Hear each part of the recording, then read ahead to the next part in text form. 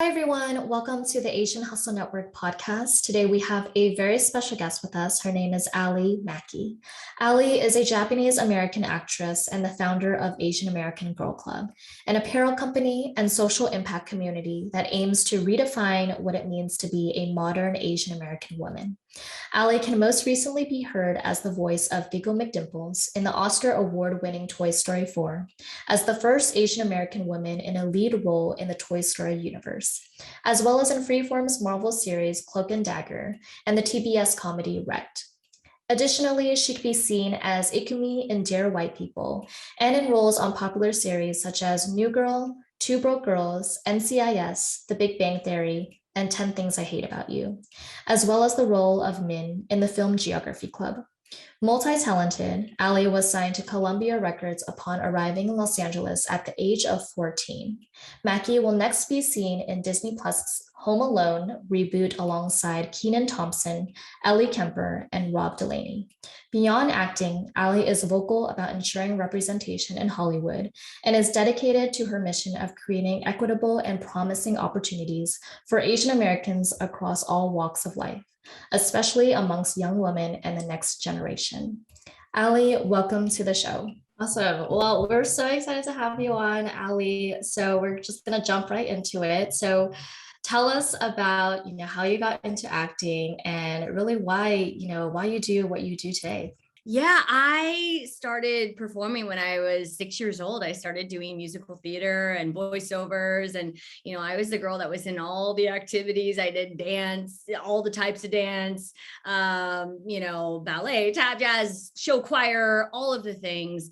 And I ended up getting scouted when I was 13 and a half, 14 to come to LA. And I was scouted by this manager, this kind of shady manager who scouted all these kids from all over. And I lived in this kid actor house for most of my teenage years. So I really got to experience a full kind of scope of the industry from my teenage years being, many, many years ago to now, and kind of how representation has changed, how my whole journey has changed, from going from, oh, you can only audition for these kind of roles where you like math and you say one thing, or like you're the best friend, or of course you do kung fu, which I'm the worst. You don't want to see me do kung fu. It's very embarrassing. But to now where we're reaching such great things, I could never have dreamed of this day happening, where even meeting with groups like you guys that are just killing it. I'm actually kind of fangirling because you guys are crushing it. Like Asian Hustle Network all day. Like, let's go. I think when we talked to you, it's like, oh man, like we're talking to Ally today. Like we kept staying up all night. We're like, oh man, like how do we position this interview that gives her the best experience? Because we look at you, we're starstruck, and My gosh, stop. No, you guys are doing such amazing things. I'm so in awe of this next generation too, and the Gen Z of it all, like crushing it. when we look at you, you're like the pioneer in like this space, right? Because look at you, like you are representing us in a super great light. You started the Asian American Girl Club. Can you quickly talk about that? Because we see you all over LA, and we know the impact you have, because I feel like at this point of our lives, our circles are kind of mixed together, right? And the thing that we always see is your shirt, your branding, your Instagram. Like what started all of that, right? And I want to hear how it links to your career and your perspective, and as you mentioned earlier, of what you saw in the industry, right? How did it all link together, and how did you get the inspiration and vision for Asian American Girl Club? Yeah, well, thank you for that. Like I said, coming from you guys, that's such an honor. It's awesome to see all of these kind of groups and businesses and organizations kind of take shape, and there really is room for all of us, which is so awesome. And I think we're for the first time learning how to unite and collaborate and really link arms. So I'm just always a supporter there. But yeah, the AAGC really did start from my kind of personal own experiences of not only growing up in the industry, but my childhood, again, being that girl who was in all of the activities. I was actually talking to another interviewer, we're like, is that an Asian American kid thing. Like we're just like in all of the activities. Like, I don't want to say that everyone's like that, but I certainly was. But I would always find myself quitting these clubs, and I really defined myself as a quitter until I got to be an adult. And looking back, I realized that I really wasn't a quitter. I just never was able to have anyone that I could have that shared sense of identity, that, shared story. And like, I think, like even when I talk to you guys, I feel like we just know each other, right? Because we have that great point of entry where we already get each other on such a deep level of being Asian American in this country. So I think for me, I didn't have that. And I realized, well, you're not a quitter. You just didn't have anyone that you could kind of share with. So that's really where the idea stemmed from. And after Crazy Rich Asians came out, there was such an incoming, overflowing amount of support for Asian Americans for what I felt was the first time. And that was a very glass shattering moment for me. I felt very emotionally overcome, just by everything that was happening. And so for me, it was, how can I take this one step further? And I just couldn't get the name Asian American Girl Club out of my head. I had no plan for it, which was very crazy for me as somebody who is very perfectionistic, like struggles with that, imposter syndrome world. But I was with a couple of people, one of them being Travis, my incredible fiance. And he was just like, just launch it and see what happens. And I was like, launch it? I don't even know what it is, And so we did. We just made a logo, made an IG and dropped it. And the next morning we had messages from people all over the country, which later turned into people all over the world, sending in just stories or, like college level dissertation essays about their identity, which I was like, what is happening? How'd you guys do this overnight? And that's when I just thought, wow, this could really be something. There are so many people out there who resonate with this. They didn't even know what it was and they didn't care. They were like, whatever it is, we want this to exist. So for me, we were making t-shirts from my living room, just like designing them or whatever. And it really was just an organic growth. And I think that's what makes me the happiest, is that it was never anything that was planned. It was just something, a mission that people really identified with and really needed at that time and still need. And it's just been since then an organic growth. And I'm just so proud of that. That is so, so powerful. And I love that you kind of went through this breakthrough and realization that you're not a quitter, and all you needed was community, people who went through the same experiences you did so that you could relate to them and talk with them. And I just love how, not only do we see it on girls, but men wear it too. I love seeing that. Yeah, I think I see it on more all men than women. I love that so much. And I just want to know, like, what do you hope to achieve with Asian American Girl Club, especially with the younger generation and younger women? Yeah, the younger generation is so important to this. And especially for me, who everything I do is constantly trying to not only normalize what being an Asian American woman means and breaking down all of that over sexualization, the fetishization, which has been so much a part of my life and my career, of thinking that the only thing that mattered about me was my body. And that's been something that has been and needs to change. And, after the Atlanta shootings, we saw all that. Obviously, this is something that is a very serious problem. And I just don't want these younger girls, especially, to feel the way that I felt. And it was a very lonely experience. And also, I just did not know what was possible for myself until I was in my 30s. So I always say, if I can give these feelings of self-worth and confidence to these women at 10 years old, 6 years old, imagine all that they are going to accomplish. And they're already these little superheroes. I mean, like I said, Gen Z is going to take over the world. And it's so cool to see the confidence that they walk with in knowing that they belong in these spaces. And that's, I think, the most important thing about Asian American Girl Club, is it will always be a space that is inclusive for everyone to have and to empower yourself and others. And that's what I think is so important about it. Yeah, and that doesn't happen overnight. It happens with people like yourself that takes action and create the foundation for the next generation. So give yourself a lot of credit, Ally. Thank you for everything that you do. You guys, I feel like I'm gonna cry this year. Yeah, and look, like the work you've been doing is we've been getting a lot more recognition lately in like these big companies and industries trying to notice Asian Americans, right? And Yeah. particularly, let's talk about Hit Monkey. Like it's backed by Marvel. It's it's gonna be preview on Hulu for us to all see pretty soon. Let's talk a little bit more of this because this is to me a huge milestone of like when you look at the voice actor list, it's like a lot of Asian American names that you recognize, right? And just talk about your character too in Hit Monkey. Like you are this good cop, trying to do everything. So it's like Like, let's talk more about that because we do reading your bio and actually talking to you for the first time, it's like okay, we do see a lot of your personality in this character, right? So we want yeah. to talk more about Hit Monkey. Let's talk about it real quick.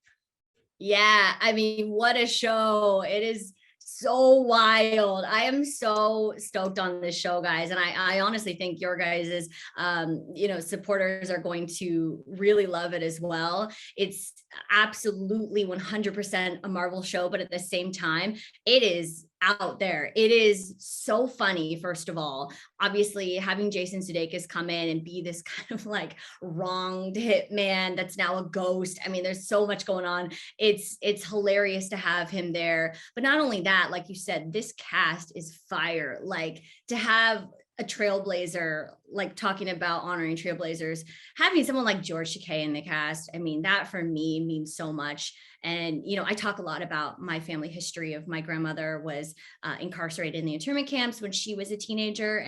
And George was actually as well incarcerated in the internment camps when he was, I think, 4 or 5 or 6.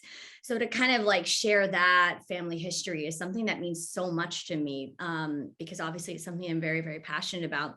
And beyond that, having Olivia Munn, who's another just so outspoken about Asian American representation and someone that I will always support. And like Nobi Nakanishi, which another Japanese American, which means so much because there's not a lot of obviously not a lot of Asian Americans, but Japanese Americans too. There's not a lot of us. So anytime I'm always like, where are you guys? I want to find us and connect us together. But yeah, this show is so fun. It is so funny. The action is crazy, but it's certainly not for kids. It is a rated R production. And I always say that because a lot of kids are like, hey, should I watch this? And I'm like, no. You should not watch this. Definitely not for you. But I love that because, I've done a lot of family friendly stuff lately, which I absolutely love to my core. But it was so fun to take that left field and be like, oh, we're going there. Like you're going to see somebody like sawed in half, and it's also going to be funny and irreverent, but also deal with themes that I think are very meaningful. Yeah, I mean the cast is like really refreshing because I know in the past Hollywood has a thing where they cast Asian characters and have white voice actors, right? And this time we have Asian voice actors, and that's to me is so important to like see and hear people in our culture that can narrate the story correctly because there's the X factor element that we always discount for, right? It's like when you talk about something when you're playing a character or narrating for a character, you emphasize things that are important nuances within Asian culture, right? Yeah. So I'm Yeah. so excited. And as you mentioned, it is rated R. We watched pretty much all the episodes. We're just like, whoa, like this not really sure this is for kids, Yeah, no, definitely not for kids. Please don't show this to your child. Yeah, I mean, let's talk. I mean, I know we talked a little bit about Hit Monkey, right? And then man, like this is such a big moment for the Asian American community. And how do you see like this progressing forward, right? What do you hope to see and how do you see it progressing forward for our community to continue rising up and taking on these positions and roles and pioneer a new space for a lot of us to follow? Yeah, I mean, I really truly believe this is just the beginning for us. And I think that's what's exciting is we're all really recognizing our power for the first time. I give so much credit to my friend Bing Chen, who was one of the founders of Gold House. Obviously, you guys all know him. And, he really went in and changed like the structural elements of Asian Americans in entertainment, I believe, because with the Gold Open movement. And I think that was one of the first times alongside YouTube with like the AJ Raphaels of it all and Wong Fu and those OG who I always will pay homage to as well. those are spaces where we started to understand our power and how many of us there are and how much Asian Americans really do matter. So I will always honor those spaces, and, good for Bing for showing us that we can buy out theaters and we can sell out movies. And that's really what it's all about. So I think this is just the beginning. I think now that we understand our voices and our power, and we're all starting to come together with stuff like what you guys are doing with AAGC, obviously with Gold House, all of these incredible movements and organizations are being built really from the ground up with all of these people that are in the nitty gritty of being Asian American in Hollywood or any of these spaces. So I'm so excited for that. And I really think the next phase of this is just all like truly uniting and building all together. And I think that's going to be the most exciting part, alongside just more representation in Hollywood. I mean, go Simu for Shang-Chi, all of that. We need our Marvel superhero. We need more Marvel superheroes. We need all the things. And, that's something we talk about a lot at AAGC is the normalization, especially of Asian American women, where it's like, no, I'm not going to just play the best friend or the sidekick where, her story doesn't matter. And like now is a time where we need to step in and do leading roles, but also create our own stuff, because that's where you're really going to get that authenticity of story. I love it. I mean, it really makes truly a big difference, to have younger generation and little kids see these type of movies. And we're living in such a powerful moment right now. There's just so many movies and films coming out representing Asians, and to see Asians being the main character, like we never saw that before, as like 30-year-olds, we never saw that before. But for kids, younger generation to see that, it makes all the difference because they truly do see people like telling these stories as Asians, right? And we're telling our own stories, it's not being told by other people who are not Asian. And I think that's so, so important. And I do want to know, just being in the industry since you were 14, how have you seen representation change throughout the years? And how can others who are not in the industry help with ensuring representation in Hollywood and just creating more opportunities for Asian Americans in general? Yeah. Okay. That is like a 3-part question that I would love to do like a 2-hour TED talk on. Okay. What was the first part of the question? How have you seen representation change since being in the industry? Yes. Yeah. Thank you. I was like, wait, I have all the answers. So I think, like I said, I have such an interesting perspective because I did start so young. I did start when I was 14. And, I was that girl that was like, let's go, like whatever it is, I'll do whatever role it is. I felt very excited just being here. But, as it went on, I realized that a lot of all that I was doing in the kind of audition room, I was taking with me in my personal life. And that's what I think makes me really sad about representation as a whole, is I saw for myself what it did to my own personal confidence. Like I would walk into rooms and I would hang my head low and just feel like I was inferior, or I would walk a little bit behind, somebody because I just thought, well, I don't matter, so I really did internalize this idea that I was a sidekick, that became my identity. And for that, I understand how powerful representation can be, because I truly looked at my life like, well, I don't matter. Like, I'm just the person that like you talk to if you need something, or I'm just the person you talk to if someone else is struggling with something. And it makes me sad that people could look at Asian Americans in that way. And I think we have so much to offer, like, again, Asian American women. I mean, we'll talk about Asian Americans all day, but Asian American women also are they're leaders across all facets of life. If you look at beauty, fashion, tech, they're all crushing it at the highest levels. And that makes me really excited, but not getting a lot of shine for that, So if we can put shine on them in any way, that makes me happy. And so again, my focus is for these younger girls of, yes, your story does matter. And it's so important to show these women in leading roles. Otherwise, what's going to happen is what happened to me, where essentially I felt worthless and I felt like almost secondary in all aspects of my life. So yeah, it's certainly something that very deeply matters to me and has changed a lot, very much changed a lot.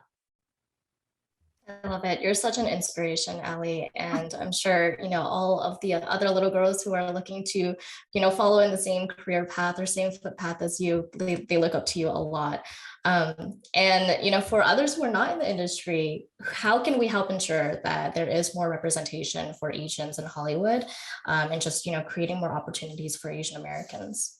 Yeah, well, I really think it starts from, behind the camera to in front of the camera as well. Obviously, we need more actors like going out there and pursuing these creative fields. But again, it's really all about building this pipeline, right? It's showing the younger generation that you can do all of these things and that they are viable career paths as well. I'm very lucky that my parents from day one, they were like, go, everyone's like, how did your parents let you move out when you're 14? And I'm not advocating for that at all in the slightest, but they were very supportive of me being in the creative arts. They've always kind of fostered that great environment. So I feel very grateful for that.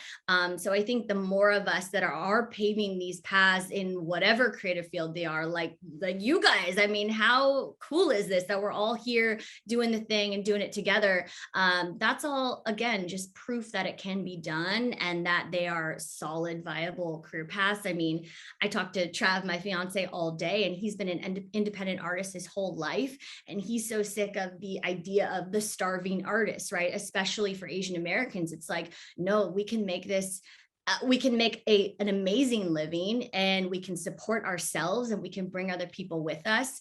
So I think that's what's most important is like creating the foundation internally for those pipelines to exist, but also the mindset that we can do it, right? And not having that scarcity mindset of there's only room for me. It's like, no, that actually doesn't work if only one of us is doing it, because then you're just on an island alone, like, hey, I'm here, now what? It takes those big structural changes, but also the community aspect of it, which is a lot of what you guys are doing, is absolutely the most important part because we cannot do it alone.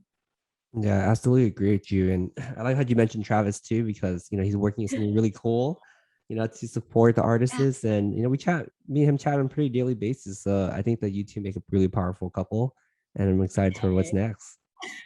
It's funny because he's in the other room, like on a Zoom, like all day, just talking about Fandid, and it's tough. It's tough what he does. So shout out to Travis and yourself as well. Thank you. You guys are awesome. No, I'm so excited for all the things that we're all doing. It feels exciting to be part of this moment, right? Yeah. Where we can actually make some big changes. I also feel like the time is kind of ripe at this moment. I feel like whereas like maybe a couple years ago, we might be a little bit too early for these type of things.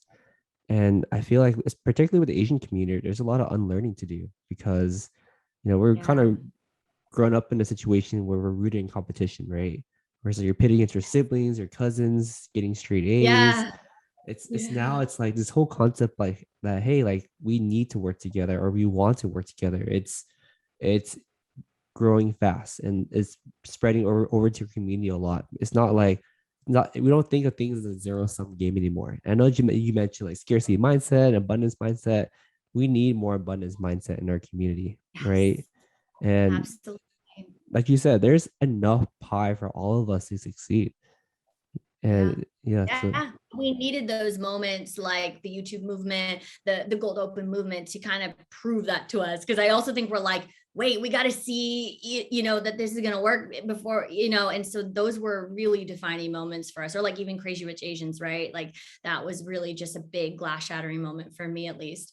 But yeah, I just think of the most impactful moments in my life going back to AAGC, right? Is again, not having any Asian American actress girlfriends. I mean, we all just stayed away from each other. We were like, no, there's only room for one of us, right? Like we can't be friends for some reason, which is so crazy. And now literally walking and living life with, this group of all Asian American actresses that just complete me in ways that I've never had any female friendship complete me. And I'm just so grateful. I can imagine doing something like being in this industry without them. So, I think about, again, my younger self, like, how did you do this without anybody that understood you, it's crazy. I don't wish that upon anybody. That is a great question to ask you. How'd you do it? I mean, I think Sorry, putting you in the spot. well, I think again, just being raised by such strong women. Like my mom was a badass, my grandma was a badass, like super resilient. And I think her background of coming from, being interned, I think that she always filled me with these stories of like, she never let that define her. She never let that stop her. After the camps, they were let out with $25 in a bus camp with nothing, a bus ticket with nothing to their name, but she still was able to make a living, make a family, make a beautiful future for herself. So I think at the end of the day, I always had my AAGC, it was just the women who raised me. So I think that is, they helped me get through. I love that. I love that a lot. And since we're short on time, we're gonna ask 2 more questions. Yeah. One of the questions that we want to ask you is, how did you motivate yourself to get through the darkest times? Because you understand that being a pioneer in any space, or being the one that people look up to, and being one of the first ones that people look up to, you're often dealing with an enormous amount of pressure. And like most of us, we're all human, right? We have imposter syndrome where we look at ourselves and be like, why me? Why am I in this position? How do I harness this influence for the better, right? And sometimes you add a lot of pressure on yourself. So the question Yes. is, how do you get through these darkest times when you have the darkest thoughts, and continue motivate yourself to wake up every day and do the things that you do, even at a time where you had no recognition for what you did, right? So how do you push through? Yeah, that's a great question. For me, that's something I struggle with a lot, because even though it feels like, I am in a very external career path. I'm actually a very internal person. My family is very internal. We keep everything, which is a very Asian American thing, but Japanese Americans too, it's like you keep a lot inside. And I was very shy growing up. So doing this was something that was very uncomfortable for me. Speaking out was very uncomfortable for me at first, but the more I did it, it just, every time I spoke from my heart, I felt like people really understood me in a sense. And that felt very, very heartwarming for me. So I think for me, it's just about every time I feel scared or nervous, I always reframe it in my mind that it's not about me, because I'm very like, don't look at me. It's about the community, or it's about if one girl can be inspired by anything that I'm saying, literally anything, then that means a lot to me. So I do get very anxious sometimes in terms of speaking out or being this role model or whatever. But every time I go back to thinking about those young people and what just me existing could mean, not being perfect, not saying exactly the right things, or maybe they don't like the project I did, whatever. It doesn't really matter. I think it's just me continuing to pave on, I think just makes me feel like, okay, I got this. I can do it. I just have to keep going. I love that. That actually pulls on my heartstrings a lot, because I find that I'm a very internal person. And I think it applies to a lot of Asian people too, because we just like to keep everything to ourselves, and we all have a voice. And, I'm so glad that you were able to find your voice and be able to, express yourself through an outlet. Yeah, thank you so much. And that's why it's so cool. You have a podcast, you're literally your voice all, every week. And so, but it's weird. I don't know if you experienced this, but it feels really good once you have found your voice, and once you kind of break away those stigmas of what you should say. I talk a lot with my therapist about not doing what I feel like I should do or be, but just doing what I want, and speaking from my heart, and no one can take your story away from you. So yeah. Absolutely. So we have 1 minute left. So I do want to ask, where can our listeners find out more about you, Ally, and Maki, an Asian American Girl Club? Awesome. You guys can follow me at Ally Maki on Instagram and Twitter. And make sure to check out Asian American Girl Club, which is just at Asian American Girl Club or asianamericangirlclub.com. That's where you'll find all of our awesome merch and our events and our book club and our Slack and all the things. And just know that everyone is a part of the club. It's just created by us, but made for everyone. So, got to get Brian a shirt. I need to get a t-shirt for sure. Oh, I'll send you guys shirts. Maggie, I got you. Brian, I got you. Yay. But yeah, you're all part of Team AAGC. So thank you guys for all the support. Awesome. Thank you everything that you do for our community. It's a lot of unsung work sometimes, but I'm glad we're pushing forward and getting the recognition that you deserve. Thank you, Ally. Thank you so much, Ally. Same back to you guys. You're doing great work. Thank you.